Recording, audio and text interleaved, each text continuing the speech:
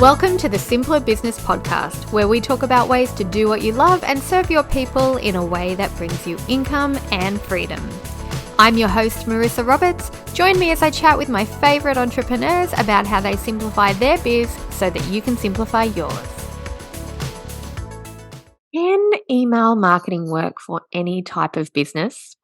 I have been running my online businesses for more than a decade now, and the smartest step I took was to build an email list and write to it regularly.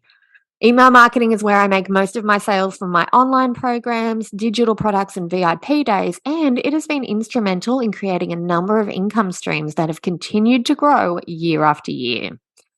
Trends come and go. Social media platforms change, but email always stays the same. You can connect directly with your customers in an easy, reliable, and affordable way, and the better you become at writing your emails, the more sales you make.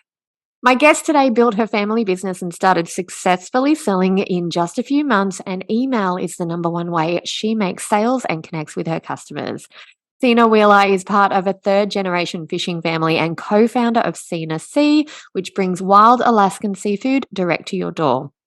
I'm so excited about this part. Sena was featured on Marie Forleo's blog on how she has 10 times her sales by writing emails about fish. I just think that's mind-blowing to me. I love it. She is passionate about the power of connecting with your target audience through email communication.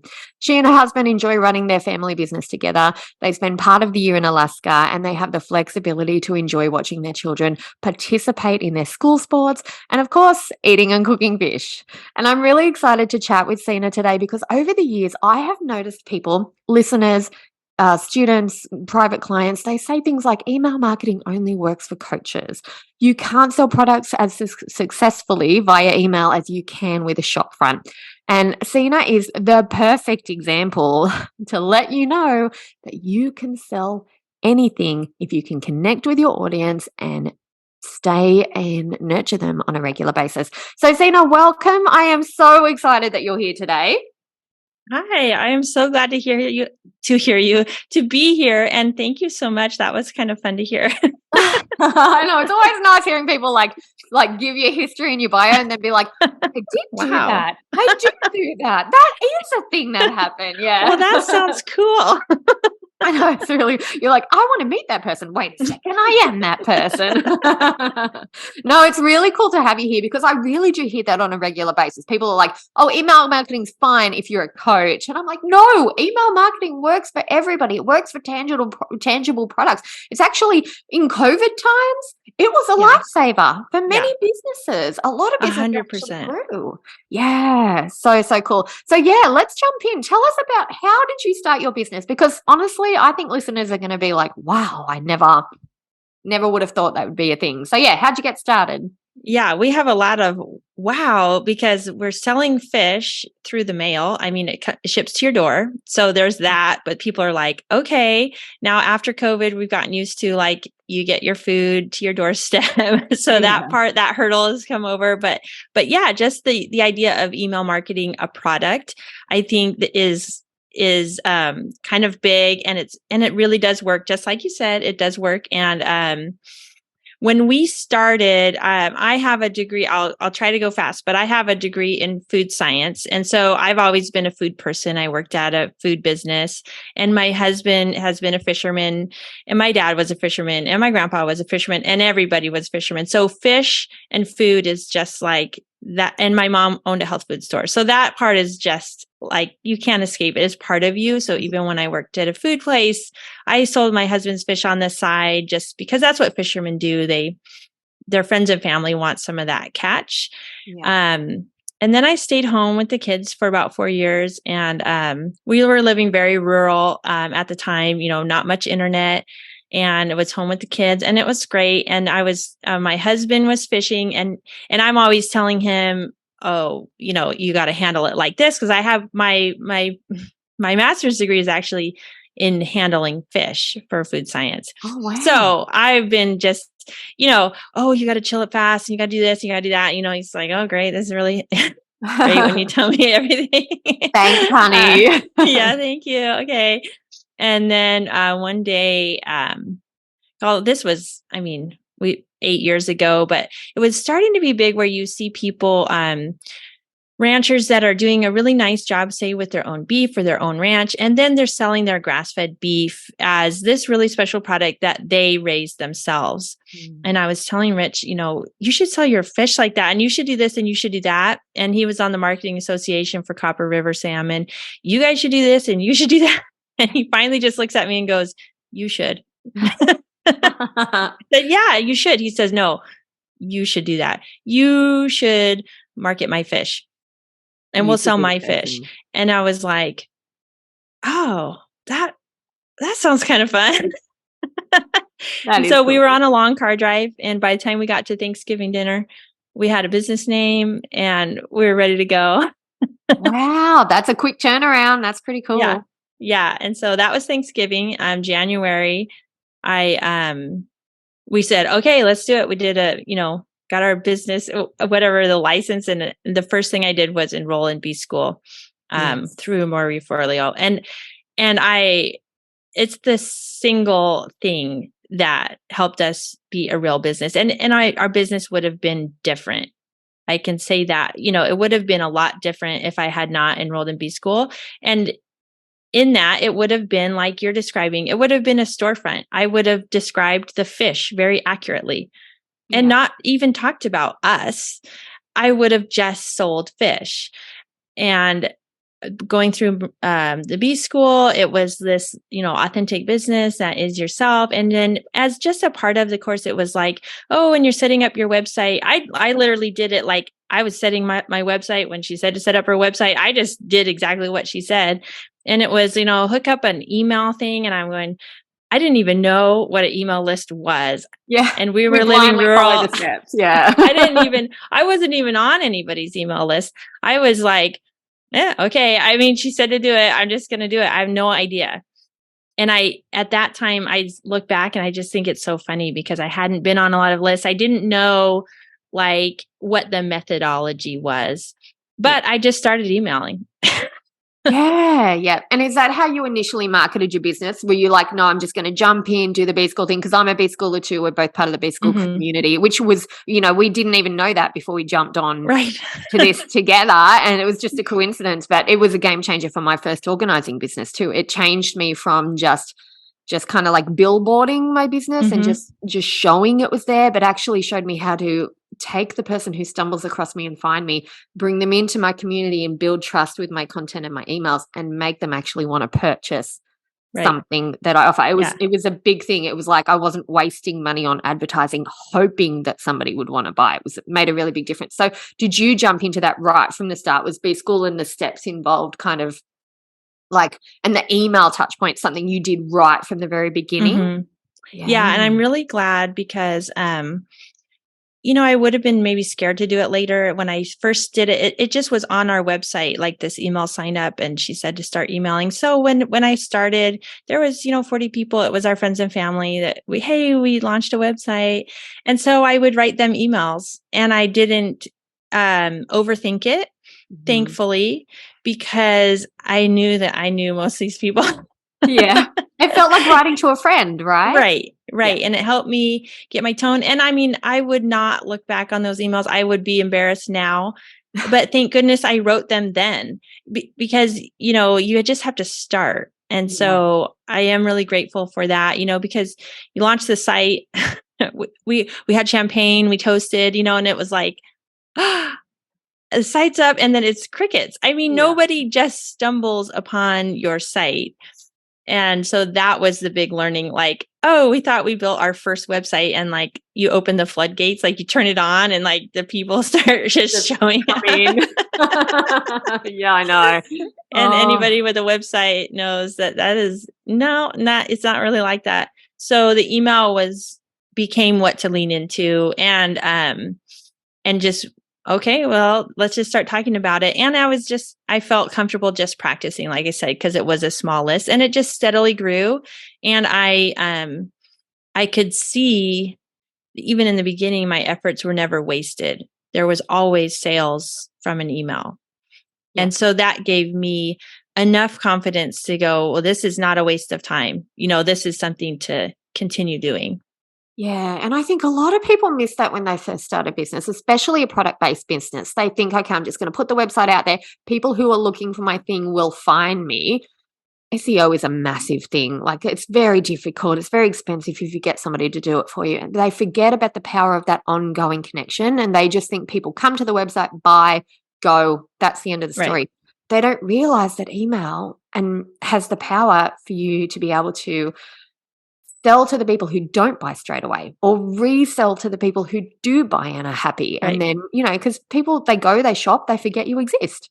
But if you've Right. got them on your email list, they don't forget you exist. You become a friend. You become almost like a pen friend. You're always popping in there. They start to expect it from you. They start to look Hmm. forward to your regular communication.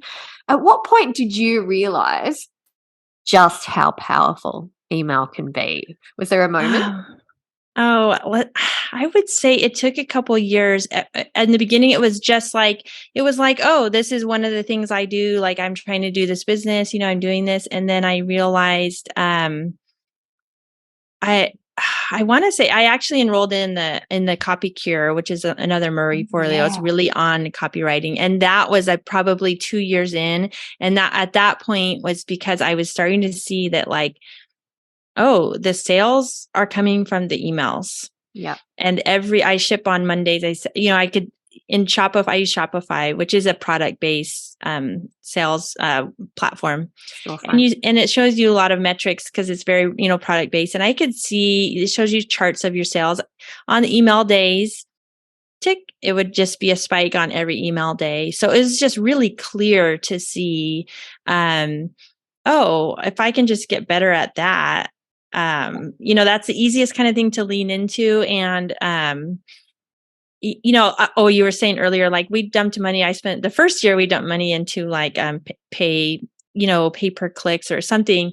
And it didn't move the needle at all. And so it was like, plus I'm kind of, I don't want to say cheap, but it doesn't really cost me anything to write an email.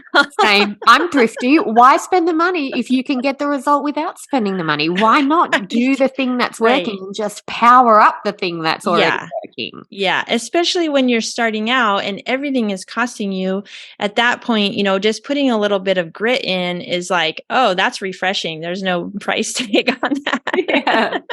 So what are the things that you put in your email then? Because encouraging people to buy fish is a very specific niche, right? So people are going through their day. Fish isn't always on their radar 24/7. Right. Right. What do you actually say? Like, is it like, here's a recipe idea, or here are the reasons you should include more fish in your diet, or here's where you can get better quality fish? Like, what do you actually put in your content? All of the above. And I would have thought if you'd asked me 8 years ago, I think, I would eventually run out of topics to talk about fish and bore people to death. But it's actually remarkable how much I can talk about fish. How much you can drill down. Yeah. Yeah. So sometimes I'll share a recipe that I will, like when we got the Copper River fresh, just opening season, it was like, here's how I cooked it. It was really amazing. Here's the recipe, that kind of thing. Or a lot of just keeping people in the know on the season. So fish is like fruits and vegetables. It has seasons. And so I'll be letting people know, this is what's hitting the dock. We just got this. You guys, shrimp just came. It's amazing this year. I'll try it first, so I can talk about it.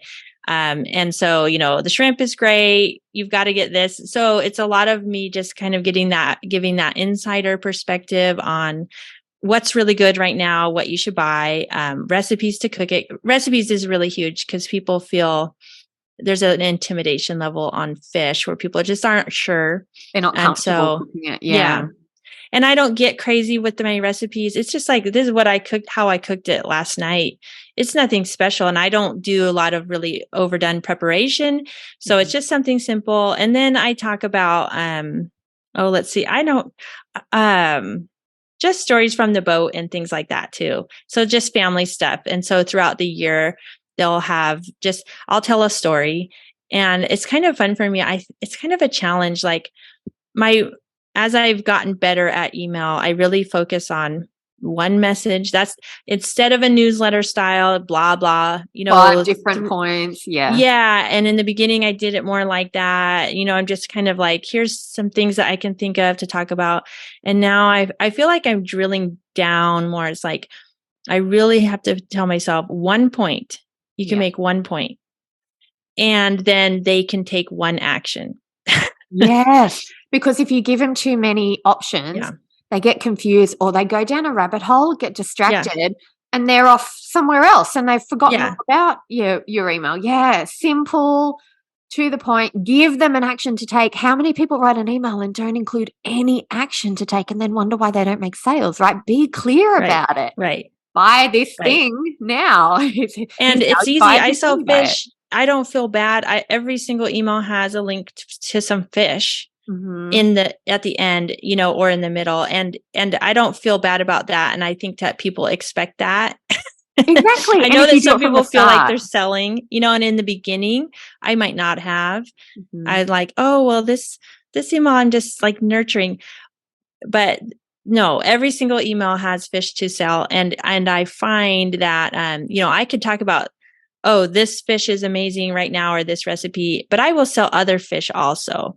Yeah. So we see sales just because, hey, people remembered that maybe they want to buy some fish. So I don't only sell what's in that email that day, but it definitely just, people go, oh, and they go to the website. So, and then sometimes like in the off season, I'm actually surprised I still have ideas, but my son wrestles and my husband wrestles. I can write an email about wrestling, and then it's like a challenge to me. It's like, how do you sell fish?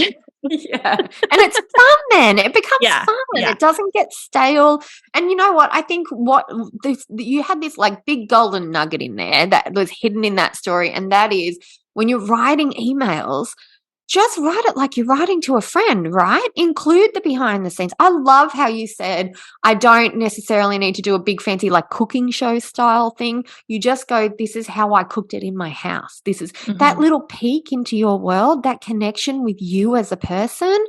That's what drives the sales, I think. That's what does it. It's not, they're not buying off you to do you a favor. They're buying off you because you gave them an idea, a real life idea that could work for them, or you reminded them of something that they're already interested in. It's like these little touch points, they make all the difference. And including that action step, that it's such a big thing. It doesn't have to be a big yellow blinking box, does it? It's just a link within the email, a mention of what to do next. Because when you don't include that, people go, oh yeah, that's nice. And then they go off and open the next email and they forget and they don't actually do anything. So such a powerful thing.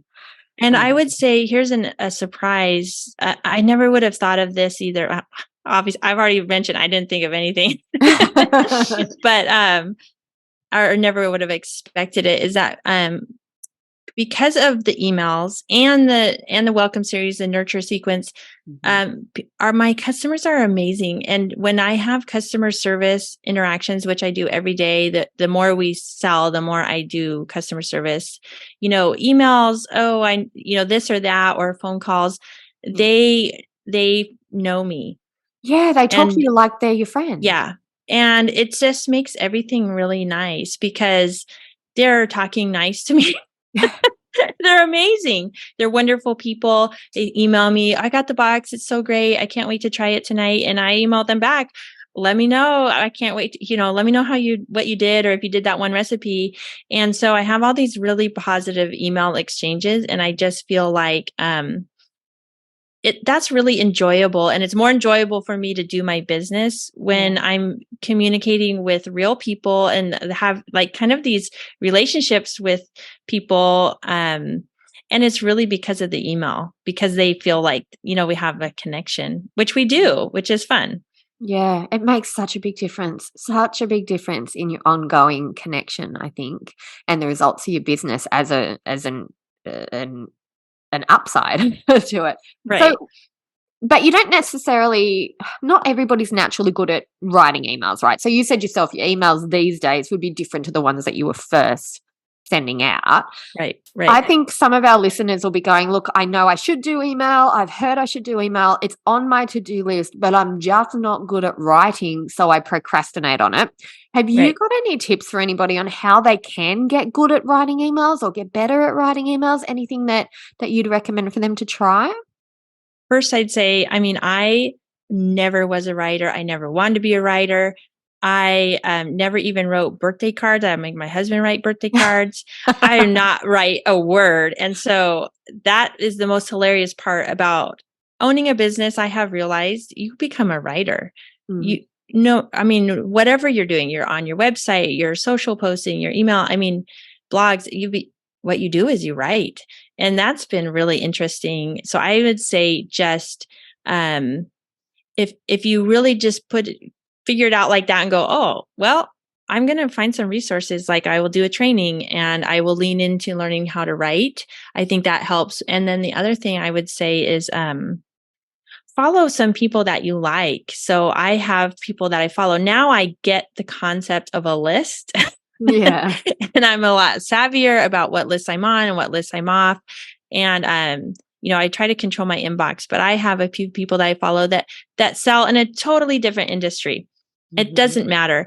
I like their emails. I like their style, and I can like consume their emails and be like, oh, this is really interesting. I like just this style. And I feel like it helps me become a better writer. So I follow a few copywriters, just because I like their writing style. Yeah. And I think that just reading things a little bit more on purpose helps. And now when I don't follow everybody forever, but I go like, oh yeah, that's really interesting. I like that style. And so I think that's big too. Just like consuming emails and kind of paying attention to it. Yeah, that's a good point. And because when you're consistently reading people that you like, it's often because you are quite similar to them. That's often why you like it. And I think then you create your own version. No one's copying and pasting someone else's email. Right. But you do. Right. You start to go, okay, this is my version of that. This is exactly how I would do it. This is how I would relate it to my product type. I think that's a really good tip, is to follow people who you enjoy who are not in your industry, because then you can't accidentally copy them without realizing it, because it's a whole different thing. But you get the vibe. You get into that sort of zone and you're in that environment. And yeah, that's a really good tip. So, and I like reading. I like looking for the hook.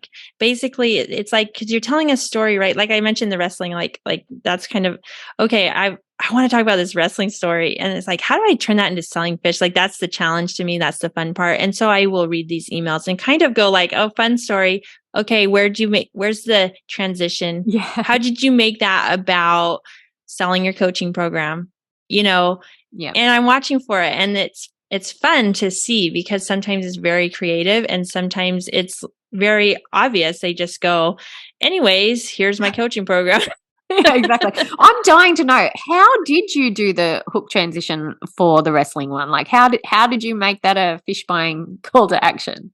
So it was about it's high schoolers at state and how hard they worked. And I talked about watching them and doing it the hard way, putting the hard work in, and then tied that to our business, that we've always done it the hard way. We're always putting the hard work in. We catch the fish, and this is what we do for you. And that we're basically, I guess doing it the hard way and persevering, and here's some fish. Yeah. I think it was something like that, but it was about the same kind of determination and grit it takes to be a small business. Yeah, I love that. And I think that becomes quite fun then too, is like, how can I take this concept? How can I take this thing I want to share about us as people behind the business? And how do I then transition it back to selling the thing that I want to sell? It becomes a bit of a game, right? It becomes interesting. Right. Yeah. I was doing this one recipe and it had lemon and honey. And I had gotten the honey from our dry ice driver, who is this super grouchy guy. I mean, he's hilariously grouchy. Like, it's funny. It's a kind of a game to be like, hey, we try to smile and bribe him with cookies and nothing, And so I wrote this as I'm cooking. I'm thinking of him because he gave me the honey, and then I wrote an email about him, and then I said the recipe is perfect, just like him. It's not too sweet or something like that. That's so cool. but it was really funny. And it, it was a perfect little intro into the recipe. And people, I know when I get it, because people will reply, and I had somebody reply and say, I know you're selling fish, but I'm still really loving it. I know you're just trying to sell me stuff, but it's really fun. Keep it coming. Yeah. As a consumer, I love the behind the scenes stuff. I love the actual people, like the cameo characters that come through, the stories that I find entertaining as well as educational. I love a blend of all of that. And that's the other thing too, right? Is we don't need to do the same type of email over and over and over again. We can experiment. We can do a behind the scenes one day and a recipe another day, or just sharing something personal, or sharing the exactly how do you do what you do. People love that. They want to feel like they're in your inner circle. They want to feel like, no, this is my fish supplier, but also my friend, like, it's my connection in the business is kind of what email takes it to that next level. Even like with B School, right? Like, we've got B School in common, and I'm like, I bet we both feel like we know Marie inside and out because we're so used to her content. That's how you do it. Yeah, you get in somebody's world. So yeah. Okay. So if people want to get better at copywriting, first they should start to follow people until they find a few that they resonate with personally. Yeah. Have a look at how they do things. Give your own version of that a go. And I would also say, would you add consistency as well? Like, because for me, it's do it regularly. For sure. Yeah. Yeah. And just do it even, and a lot of my, I'm not even good at doing them ahead of time. I just do it weekly. I send one on Mondays, and, sometimes I write it Monday morning, but I write it. And just like that honey recipe one, it's like, I didn't have an idea all week, and I'm at Sunday night and I'm cooking, and I was like, bing, I'm going to go write this right now. And so sometimes that deadline just forces you to get something out, and sometimes it's gold. So if I wrote only when I was inspired and only when I felt like it, I would write never. That's so true. And I say to my clients sometimes, take that break, go for a walk. We have our best ideas in the shower for a reason, because we are relaxed and it just kind of comes through. Or your best ideas when you're falling asleep at night. Like, let that happen. But yeah, build yourself a soft boundary. Say you're going to email once a week, and just go once a week. I remember when I first started, I almost failed because I told myself I have to send it out like Wednesday at 9 a.m. It has to go out. And then, of course, I had 2 toddlers at home, and sometimes I just wouldn't have an idea, or I just couldn't get it done in time. And I was like, oh, well, if I can't do it, I'm not going to do it at all. No, as soon as I kind of took the pressure off and went, just send it on a Wednesday, or just send it once a week. If something bad happens on the Wednesday, send it on the Thursday and tell everybody what happened on the Wednesday, right? They're going to want to know. Yeah. So don't pressure yourself too much. But yeah, regular. If you've got a day, make it that day. I think that pattern, that rhythm that we get into over time, it does fix itself. It does cement itself. It becomes a habit just because you're doing it on a regular basis. So don't put too much pressure on yourself to have a perfect email every time. Just pretend you're writing to a friend, because that's what they feel like when they receive them, like they're our friends. Yeah. I actually, one tip I had a friend who would edit for me, and she just did a really nice job when I would write like 3 complicated sentences. You could say it a lot simpler. And so I would just tell myself, her name was Maggie still. And it was really nice to have somebody look at them. Now I feel like I can just get them out. But in the beginning, I really liked having somebody look at them. And I would just tell myself, you know what? Just write a crappy rough draft for Maggie, and she'll fix it. And I don't know if my idea is good. Just write it so that she could fix it. Yeah. And 90% of the time it was just fine. It was what it took in my head to go, I'll just do a bad job. Because I'll just write something. Yeah, I'm the same. Or sometimes I'll be talking to a friend and I'll just blurt out a piece of advice, and they go, can we record that? That was really good. And I'm like, I've forgotten what I said already. Like, I should have just, I don't know. You just, and that's the thing. It's often the stuff that just comes out in the first place. The stuff that just for some reason leaves our body and helps other people. Like, yeah, it doesn't have to be perfectly polished. It doesn't have to be a perfect how-to step-by-step. It doesn't have Right. to be structured with 3 to 5 paragraphs and a call to action in this exact spot of the email. It's just get it out of your brain, put Right. it on the paper, digital paper, let people see it. Yeah, I think you're right. I think not needing to be perfect actually helps you take action consistently, right? Yeah, I agree. Absolutely. And then sometimes I sit down to write an email and a different one comes out. Yes. It just, I'm like, oh, sometimes I had a big idea and a little piece of it is enough for an email. Yes. It's just Yeah. like, and it's actually better that way, smaller, The just one one thing. idea, one little slice. And so that's what I find over and over. I'm actually um distilling the idea. Yeah. And I think that's how we end up never running out of content, right? Because you start and you're putting like 5 tips in an email, Yeah. 5 ways to do this. And then you're like, hang on Right. a minute, that's 5 emails I should have done. And within Yeah. that email is like 3 little nuances that can be their own emails. And you really Right. never run out of ideas. Yeah.